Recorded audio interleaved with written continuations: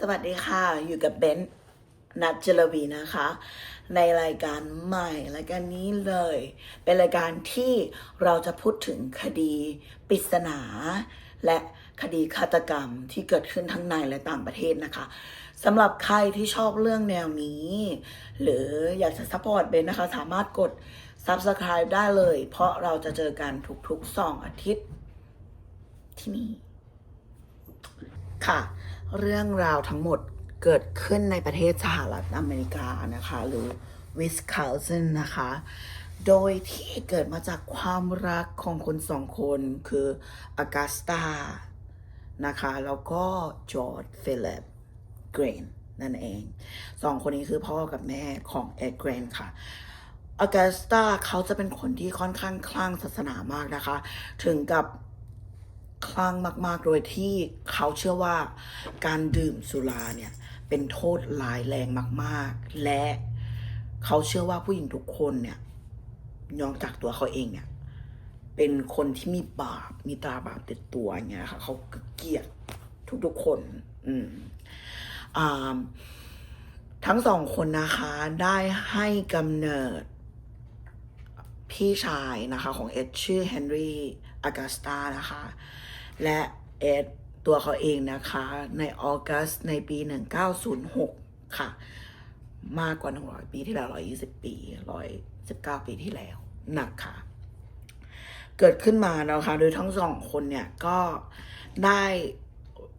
รับการเลี้ยงดูจากคุณแม่นะคะโดยที่คุณแม่เนี่ยเขาก็จะทำตัวเป็น preacher นะคะสอนลูกเกี่ยวกับไบเบิลเกี่ยวกับผู้หญิงไม่ดีอย่างนั้นอย่างนี้นะคะซึ่งเอ็ดเนี่ยก็จะตาสว่างเขาจะมองว่าแม่ของเขาเนี่ยคือพระเจ้าเลยทีเดียวส่วนจอร์จฟิลิปนะคะก็มีอาชีพเป็นช่างไม้อยู่ที่ Fire Department หรือว่า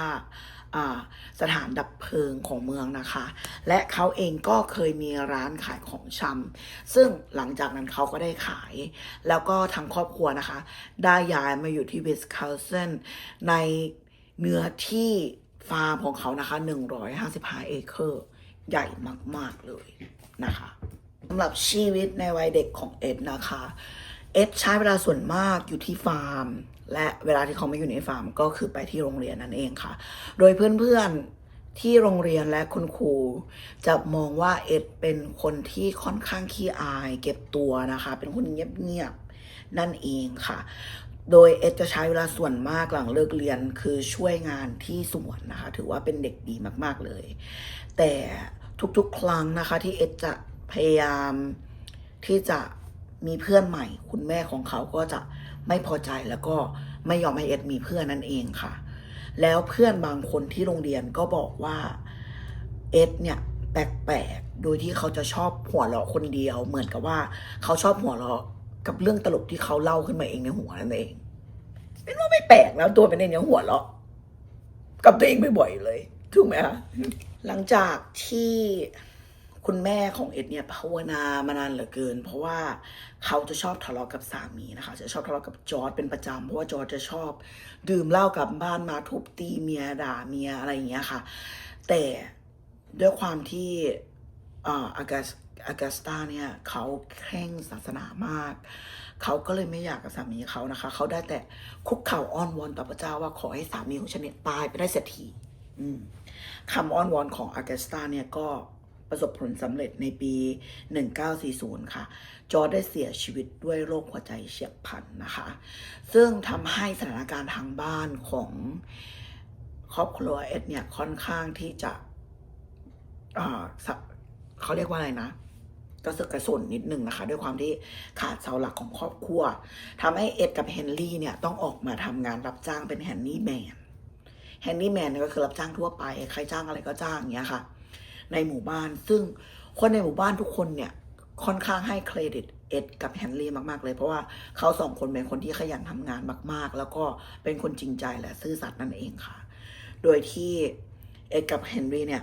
ทำงานทั่วไปเลยตั้งแต่งานในบ้านจนกระทั่งรับเลี้ยงเด็กซึ่งเอ็ดจะชอบเลี้ยงเด็กมากๆเลยเพราะเอ็ดรู้สึกว่าเขาเนี่ยสามารถเข้ากับเด็กได้ดีมากกว่าเข้ากับผู้ใหญ่เขาชอบเล่นกับเด็กอะไรอย่างเงี้ยค่ะ ซึ่งเอ็กก็เอนจอยได้อยู่ไม่นานนะคะเฮนรี่เนี่ยก็ได้พบรักกับแม่ไม้สาวลูกติดซึ่งเฮนรี่เนี่ยก็แพลนว่าเขาจะแต่งงานและย้ายไปอยู่กับแม่ไม้สาวคนนี้นี่เองทำให้เอ็ดเนี่ยค่อนข้างที่จะเครียดนิดนึงแต่ตัวเฮนรี่เองเนี่ยก็มีความเป็นห่วงน้องชายนะคะด้วยความที่ว่าเขารู้สึกว่าตัวเอ็ดกับแม่เนี่ยสนิทกันมากเกินไปหมายถึงว่าเอ็ดเนี่ยติดแม่มากเกินไปและเขาก็อยากให้น้องชายของเขาเนี่ยออกไปเห็นโลกกว้างบ้างมีเพื่อนบ้างอะไรอย่างเงี้ยค่ะโดยเขาจะชอบมาลากเอ็ดหลังจากทำงานเสร็จแล้วจะลากเอ็ดไปเที่ยวบาร์พาไปดื่มเบียร์ไปพบปะกับผู้คนนะคะด้วยความเป็นห่วงน้องชายแล้วก็ชอบพูดกับแม่พูดถึงแม่ไม่ดีประมาณว่าแม่เนี่ยมีแต่ด่ามีแต่ว่าอะไรเงี้ยโดยที่เอ็ดก็ไม่พอใจนะคะว่าเธอจะมาว่าแม่ของฉันได้อย่างไรเอ็ดเนี่ยรักแม่ของเขามากๆเลยต่อมาในปี 1944 เอ็ดเกรนนะคะระหว่างที่เขากำลังทำสวนแล้วก็เผาใบไม้แห้งที่เขากวาดออกจากไร่ของเขานะคะก็ได้เกิดเพลิงไหม้ลุกลามใหญ่ท่วมสวนนะคะทำให้คนแถวนั้นนะคะเห็นเพลิงไหม้และโทรเรียกรถดับเพลิงให้มาช่วยกันดับนะคะแล้วก็ชาวบ้านเข้ามาช่วยกันอิมลุงตุงนางหลายคนมากแล้วเอ็ดก็อยู่ในเหตุการณ์แล้วก็ตื่นตระหนกนะคะพยายามดับไฟในที่สุดเขาก็สามารถดับไฟได้นะคะแล้วเพื่อนบ้านก็เกิดข้อสงสัยว่าเมื่อเช้าเห็นเอ็ดกับเฮนรี่เดินเข้าไปในสวนด้วยกันแล้วเฮนรี่หายไปไหนพี่ชายหายไปไหนตัวเอ็ดเองก็แบบพี่ชายฉันหายตัวไปทุกคนก็ตกอยู่ในความกังวลนะคะเขารีบออกตามหาตัวเฮนรี่ซึ่งก็ไม่ได้หาไกลที่ไหนเลยนะคะตรงท้ายสวนก็พบกับศพใช่ค่ะเฮนรี่อายุ47 ปีเองนะคะพบกับศพของเฮนรี่นะคะนอนคว่ำหน้าเสียชีวิตอยู่แต่ไม่ได้โดนไฟไหม้นะคะซึ่งตำรวจก็ตรวจพิสูจน์หลักฐานส่งไปตรวจชันสูตรดูนะคะว่าสาเหตุการเสียชีวิตของเฮนรี่เนี่ยคือการสูดควันมากเกินไปนั่นเองค่ะแต่ก็มีสิ่งที่แปลกอยู่อย่างหนึ่งนะคะคือเขาพบกับว่าท้ายทอยของเฮนรี่เนี่ยค่ะมีรอยช้ำเกิดจากการโดนของแข็งกระทบแต่ไม่ใช่สาเหตุของการเสียชีวิตทุกคนว่าไงนะคะเรื่องนี้ไม่มีใครสามารถหาหลักฐานเอาผิดเอ็ดได้หรือว่าไม่รู้ว่าความจริงแล้วเกิดอะไรขึ้นซึ่งก็ถือว่าผ่านไปนะคะต่อมาค่ะในปี 1945 นะคะอากาสตาซึ่งตอนนี้อยู่กับเอ็ด2 คนทั้ง2 คนเนี่ยยิ่งสนิทกันตัวเป็นเกลียวเลยค่ะอากาสตาเนี่ยได้เป็นสโตรกทำให้เขาเนี่ยเกิดพาราไลซ์ครึ่งซีกนะคะก็คือครึ่งซีกใช้งานไม่ได้ซึ่งเอ็ดเนี่ยก็ดีโวตก็คือแบบเสียสละตัวเขาเองเนี่ยดูแลคุณแม่สุดที่รักของเขาเป็นอย่างยิ่งนะคะดูแลประคบประหงมเป็นอย่างดีแต่ถึงอย่างไรต่อให้เอ็ดจะดูแลดีแค่ไหนแม่ก็หาเรื่องด่าเอ็ดเป็นประจำสม่ำเสมอนั่นเองค่ะจนกระทั่งในปี 1945 นะคะคุณแม่เนี่ยได้เกิดเหตุสะทกสะเทือนจิตใจโดยที่เขาได้ไปเจอกับผู้หญิงหน้าใหม่ของเพื่อนบ้านนะคะแล้วเขาเกิดความไม่พอใจว่าทำไมเพื่อนบ้านที่แต่งงานแล้วพบปะหรือคบหากับผู้หญิงคนนี้ทำให้เขาเกิดความโกรธขึ้นมาปี๊ดขึ้นมาทำให้เขาเกิดสโตรกอีกรอบหนึ่งก็คือเป็นสโตรกรอบที่ 2รอบนี้คือตุยเสียชีวิตไปนั่นเองเอ็ดเองก็รู้สึกว่าโลกทั้งโลกของเขานี่แตกสลายนะคะโดยที่เขาพูดว่าเขาได้สูญเสียเพื่อนคนเดียวของเขาและความรักครั้งเดียวของเขาไปทำให้เอ็ดเนี่ยเก็บตัวมากๆเลยนะคะซึ่งคนเนี่ยก็ไม่ได้ถือสาหาความอะไรกับเอ็ดมากเพราะว่าเอ็ดเนี่ยเป็นคนปกติก็เก็บตัวเงียบอยู่แล้วแล้วก็ไม่ได้มีเพื่อนที่ไหนเลยนะคะแต่ก็ไม่ใช่ว่าเอ็ดไม่ออกมานอกบ้านนะเอ็ดก็ออกมารับจ้างเป็นแฮนดี้แมนทั่วไปเหมือนเดิมแล้วก็แวะไปที่บาร์บ้างบางครั้งนะคะซึ่งคนในเมืองเนี่ยก็เห็นอกเห็นใจเอ็ดนะคะที่เขาต้องเสียสมาชิกในครอบครัวทั้งหมดของเขาเนี่ยในเวลา ไม่ได้ห่างกันมากเลยทีเดียว หลังจากนั้นนะคะเอ็ดเนี่ยก็ปิดตัวเงียบนะคะโดยที่เขาเลือกที่จะปิดห้องโถงปิดบ้านชั้นบนปิดห้องของคุณแม่ที่เคยอยู่นะคะโดยที่เขาเอาไม้กระดานนะคะมาตอกกันไว้เลยไม่ให้คนเข้าหรือแม้กระทั่งตัวเขาเข้าเพราะเขาอยากจะทำทุกอย่างให้เหมือนเดิมเหมือนที่แม่เขายังมีชีวิตอยู่นะคะโดยที่ตัวเองเนี่ยก็อาศัยอยู่แค่ห้องรับแขกห้องครัวแล้วก็ห้องเล็กๆข้างๆห้องครัวแค่นั้นเองค่ะโดยที่หลังจากที่คุณแม่เสียชีวิตไปเนี่ยตัวเองเนี่ยก็ได้มีการติดแมกกาซีนซื้อแมกกาซีนมาอ่านเป็นแมกกาซีนเกี่ยวกับนาซีการใช้ความรุนแรงแล้วก็แคนิบอลนะคะสำหรับคนที่ไม่รู้จากแคนิบอลคือการอีทเนื้อคนนะคะใช่ค่ะหลังจากนั้นนะคะเขาก็ได้มีการขายที่ขนาด155 ไร่เนี่ยเขาขายไป80 ไร่แล้วเขาก็ทำอาชีพรับจ้างทั่วไปเหมือนเดิมจนกระทั่งในปีพ.ศ. 1957เช้าวันหนึ่งนั่นเองเจ้าของร้านขายของในเมืองชื่อเบอร์เนสวูเดนนะคะได้หายตัวไปซึ่งคนพบเห็นเขาหรือว่ารถของเขาเนี่ยขับออกจากร้านเป็นเวลา 9:30 น.ในวันนั้นนะคะมีคนมาที่ร้านนิดหน่อยประปรายไม่ได้เยอะมากเพราะมันเป็นDeer Hunting Season หรือว่า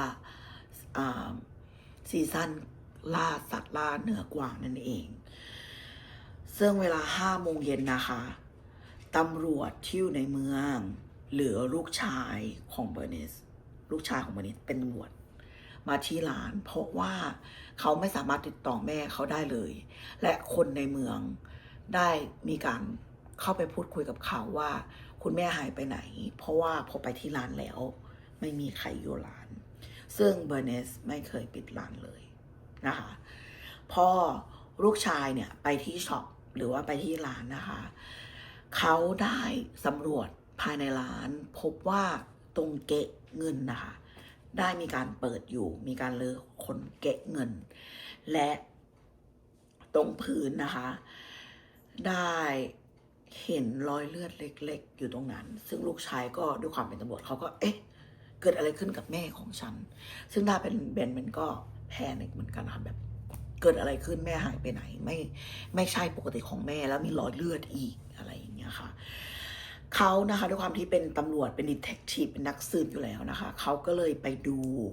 สมุดจดบันทึกของคุณแม่นะคะเขาจะจดบันทึกว่าเป็นรีซีฟนะคะว่าใครมาซื้อของซื้ออะไรบ้างอะไรอย่างเงี้ยค่ะแล้วชื่อสุดท้ายเวลาประมาณ 9:20 กว่าคือเอ็ดเกรนแน่นอนค่ะว่าเขาไม่ได้ปักหลักปักใจเชื่อแต่เขาอยากจะไปถามตัวเอ็ดเกรนนะคะชายหนุ่มที่เงียบคนนี้ว่าเห็นคุณแม่เมื่อเช้านี้เห็นใครมีอะไรน่าสงสัยไหมแต่เมื่อเขาไปถึงฟาร์มเขาก็ต้องกับตกใจตกตะลึงแล้วถึงกับเลือกที่จะเรียกกำลังเสริมมาทันทีเพราะว่าบ้านของเอ็ดเกรนเนี่ยเต็มไปด้วยกลิ่นแปลกๆและหลังจากที่สำรวจในตัวบริเวณบ้านอยู่สักพักหนึ่ง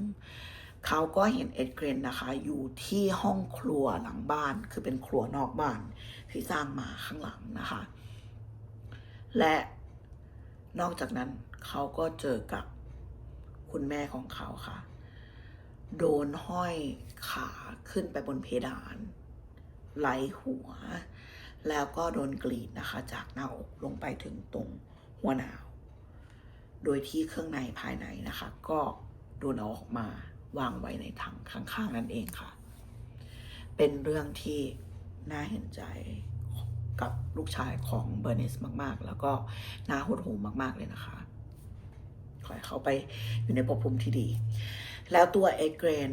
ก็โดนจับเลยทันทีนะคะโดยที่ลูกชายก็เกิดความโมโหแล้วก็ถามว่าคุณแม่ของเขาเนี่ยอยู่ที่ไหน สินส่วนของคุณแม่ของเขาอยู่ที่ไหนนะคะ โดยที่เอ็ดเกรนก็ได้ให้การยอมรับแล้วก็บอกว่าอยู่ในบ้านอยู่ในห้องครัว พอตำรวจนะคะเข้าไปในห้องครัวเขาก็ได้เจอกับหัวของเบอร์เนสจริงๆค่ะอยู่ในหม้อที่ตั้งอยู่บนเตาแก๊สนะคะ แล้วก็นอกจากนั้นสิ่งที่พวกเขาเจอในบ้านถือว่าเป็นเรื่องสยองขวัญไปได้เลยทันทีนะคะ สิ่งที่พวกเขาเจอเลยก็คือหลักๆเลยคือที่เจอเลยก็คือโครงกระดูกเต็มตัวแล้วมีเนื้อเยื่อติดอยู่นะคะ1 โครงกระดูกแล้วก็เจอโต๊ะเก้าอี้โคมไฟที่ทำจากใบหน้ามนุษย์และหนังมนุษย์เจอชุดเกราะทั้งชุดที่ทำมาจากหนังมนุษย์เจอเลกกิ้งหนังมนุษย์เจอถ้วยที่ทำมาจากกะโหลกของมนุษย์แล้วก็เจออวัยวะเพศหนังของอวัยวะเพศนะคะ9 ชิ้นอยู่ในกล่องรองเท้าแล้วก็เจอเข็มขัดที่ทำมาจากหัวนมมนุษย์จมูก4 อันนี้ไม่ทราบว่าอยู่ตรงไหนนะคะแล้วก็ผ้าม่านที่ทำมาจากปากของมนุษย์เรียงกันนะคะเจอเล็บเต็มใบของผู้หญิงนะคะแล้วก็ที่สำคัญที่สุดเลยคือเจอ Mary Higgins face mask ที่ทำอยู่ในถุงพลาสติกแล้วก็ Mary Higgins heap นะคะ scalp อยู่ในบ็อกซ์ซึ่ง Mary Higgins เนี่ยคือหญิงสาวที่หายตัวไปหลังจากที่สอบสวนเอ็ดนะคะเขาก็ได้ให้การรับสารภาพนะคะว่าตั้งแต่คุณแม่เสียชีวิตนะคะในปี1947ถึง1952เนี่ยเขาได้เดินทางไปที่ graveyard นะคะหรือว่าสุสานที่ฝังคนเนี่ย3 สุสานนะคะประมาณ30 ครั้งนะคะเพื่อที่เขาจะไปดูลาดราวว่ามีผู้หญิงหรือว่าศพที่เสียชีวิตใหม่ๆนะคะโดยเฉพาะmiddle age woman หรือว่าคนวัยกลางคนนะคะแล้วเขาก็ขุดศพขึ้นมาแล้วก็ขโมยศพไปที่บ้านนะคะซึ่งเขาจะให้การว่าเขาไม่ได้เป็นคนฆาตกรรมนั่นเองค่ะแล้วเขาก็เลือกที่จะเอาเฉพาะผู้หญิงที่เป็นวัยกลางคนเพราะว่าเขาคิดถึงคุณแม่ของเขาแล้วเขาก็อยากที่จะเอาหนังหรือว่าเอาชิ้นส่วนของผู้หญิงพวกนี้มาเป็นเหมือนกับว่าเป็นคอลเลกชันของเขาเองนั่นนะคะใช่ค่ะแล้วก็ตำรวจเนี่ยได้ถามเอ็ดว่าสุสานอยู่ตรงไหนสามารถบอกได้ไหมว่าใครยังไงซึ่งเอ็ดก็บอกตำรวจแล้วเขาก็ได้ทำการขุดสุสานหรือว่าขุดโลงขึ้นมาดูนะคะซึ่ง3 โลงในนั้นนะคะก็เป็นโลงว่างเปล่าจริงๆค่ะแล้วแต่ว่าจะมีชิ้นส่วนแหวนของมีค่าของผู้ตายนะคะกลับมาที่โลงหรือว่าบางโลงนะคะก็มีกระดูกบางส่วนแล้วก็มีชิ้นส่วนบางส่วนที่ยังเหลืออยู่ก็ตามที่เอ็ดพูดจริงๆค่ะซึ่งมันเป็นเขาเรียกว่าอะไรเป็นข่าวช็อกโลกมากๆเลยในยุคนั้นค่ะเอ็ดยอมรับนะคะว่าที่เขาทำลงไปเนี่ยเพราะว่าเขาคิดถึงคุณแม่ของเขาค่ะแล้วเขาอยากที่จะเอาหนังของผู้หญิงจริงๆเนี่ยมาสวมใส่ให้เหมือนกับว่าคุณแม่ของเขาเนี่ยยังมีชีวิตอยู่นั่นเองนะคะซึ่งตำรวจก็ยังไม่ได้ปักใจเชื่อว่าเอ็ดลงมือทำคนเดียวเพราะว่าการขุดหลุมลงไปในสุสานเนี่ยค่อนข้างที่จะลึกมากๆเลยแต่เอ็ดก็ให้การสารภาพว่าเขาเนี่ยทำตอนที่พิธีการฝังศพยังไม่เสร็จนั่นเองค่ะซึ่งนอกจากนี้นะคะเขาก็ยังรับสารภาพอีกว่าเขาได้ใช้ปืนยิงแมรี่นะคะที่เจอหัวกะโหลกในบ้านและเจ้าของร้านชำด้วยยังมีเด็กอายุ16 ปีนะคะที่เอ็ดเนี่ยได้เป็นเพื่อนแล้วก็ ร่วมเบสบอลเกมด้วยกันนะมันดูหนังด้วยกันนะคะบอกว่าเอ็ดเคยบอกว่าเขาเนี่ยมีหัวอยู่ที่บ้าน ซึ่งจริงๆแล้วเนี่ยก็คือเพื่อนคนนี้นะคะบอกว่าหัวเนี่ยเอ็ดบอกว่าได้มาจากญาติที่ไปร่วมรบในสงครามโลกครั้งที่ 2ที่เวียดนามนั่นเองซึ่งไม่รู้ว่าจริงแท้ประการใดแต่แน่นอนค่ะว่าเอ็ดเนี่ยได้เอาหัวนั้นจริงๆนะคะมาลอกเอาหนังจากใบหน้าเพื่อที่จะมาใส่เป็นหน้ากากของตัวเองนั่นเองใช่ค่ะระหว่างที่ทำการสืบสวนนะคะตำรวจผู้สืบสวนเอ็ดเนี่ยได้มีการทำร้ายร่างกายเอ็ดโดยการจับหัวเขาเนี่ยกระทุ้งใส่กำแพงอย่างรุนแรงนะคะทำให้การสารภาพในครั้งแรกของเอ็ดเนี่ยถือว่าไม่มีผลทางกฎหมายนั่นเองซึ่งแปลกมากและตำรวจคนนี้นะคะเขาก็ได้เสียชีวิตไปก่อนที่เอ็ดเนี่ยจะได้มีการขึ้นศาลด้วยซ้ำนะคะซึ่งคนส่วนมากก็พูดกันว่าตำรวจคนนี้เสียชีวิตจากการที่เขาคิดมากและก็เกิดเป็นความเครียดจากการที่เขาได้เห็นสภาพที่อยู่ในบ้านแล้วก็ไม่อยากจะพูดถึงว่าเขาอาจจะได้รับโทษจากการที่เขาทำร้ายเอ็ดตอนที่ทำการสืบสวนนั่นเองซึ่งตัวเป็นเองก็มองว่าเขาอาจจะกลัวจากการเห็นสภาพนั้นแล้วจริงๆก็เป็นได้นะคะแต่สาเหตุการเสียชีวิตของเขาจริงๆแล้วก็คือการหัวใจล้มเหลวนั่นเองนะคะจากนี้นะคะตำรวจก็ได้มีการสงสัยนะคะได้ให้เขาเรียกว่าผู้ต้องสงสัยว่าเอ็ดเนี่ยอาจจะมีส่วนเกี่ยวข้องกับ missing person หรือว่าบุคคลสูญหายที่เกิดขึ้นในปี 1947 ถึงก่อนที่เอ็ดจะโดนจับได้นะคะซึ่งทั้งหมดทั้งมวลเอ็ดได้ทำการทำลายดีเทคทีฟนะคะก็ปรากฏว่าเขาเนี่ยผ่านลายดีเทคทีฟทั้งหมดนะคะแล้วก็เขาเนี่ยเหมือนจะมีการรุนแรงหรืออยากจะทำลายเฉพาะผู้หญิงวัยกลางคนเท่านั้นเองค่ะแล้วก็ซัสเปกหรือว่าคนสูญหายเหล่านี้ส่วนมากจะมีอายุตั้งแต่8 ปีถึง42 ปีค่ะที่เขาคิดว่าเอ็ดอาจจะทำเขาหรือเปล่าแต่เราไม่สามารถเอาผิดเอ็ดได้ในเรื่องนี้นะคะสำหรับการขึ้นทราวนะคะ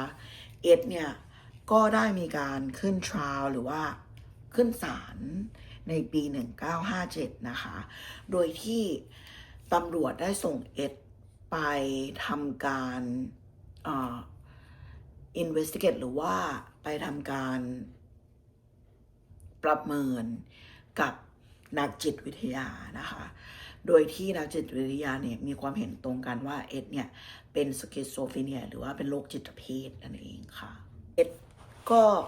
โดนตัดสินว่าไม่มีความผิดจาก reason of insanity หรือว่าเป็นโรคจิตเภทเป็นบ้าในขณะที่ทำนะคะแต่ถึงอย่างไรเอ็ดเองก็โดนส่งไปอยู่ที่โรงพยาบาลเมนโดตา Mental Health Institution นะคะจนกระทั่งเขาเสียชีวิตนั่นเองซึ่งเอ็ดเนี่ยเสียชีวิตด้วย respiratory failure หรือว่าระบบหายใจล้มเหลวเนื่องมาจากโรคมะเร็งที่ปอดนะคะในปีพศ 1984 นั่นเองด้วยอายุ77 ปีค่ะแล้วก็ตรงที่ฝังศพของเอ็ดเนี่ยตอนนี้ไม่มีใครสามารถตามเจอแล้วนะคะด้วยความที่ว่าเอ็ดเนี่ยเป็น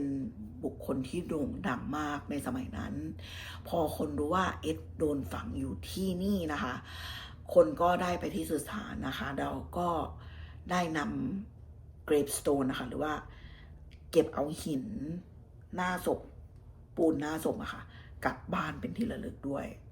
ซึ่งแปลกมากๆเลยนะคะค่ะ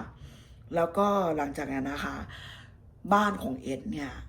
ก็ได้มีการประมูลต่างๆนานาแต่ว่าคนในหมู่บ้านรู้สึกกลัวและรู้สึกว่าบ้านหลังนี้ไม่ควรที่จะมีอยู่ทางรัฐนะคะก็ได้ทำลายบ้านหลังนั้นไปโดยที่ทุกคนจะได้ไม่ต้องล้ำลึกถึงอย่างเงี้ยนะคะ ค่ะหลังจากที่เอ็ดเสียชีวิตไปแล้วนะคะ เรื่องราวของเอ็ดเนี่ยก็กลายเป็นที่โด่งดังไปถึงฮอลลีวูดเกี่ยวกับ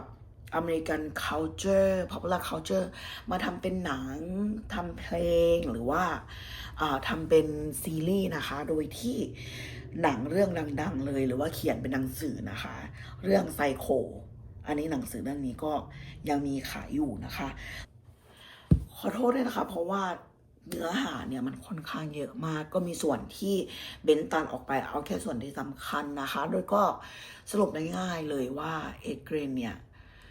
เขาก็ถามว่าได้รับผลกรรมของเขาไหมก็เหมือน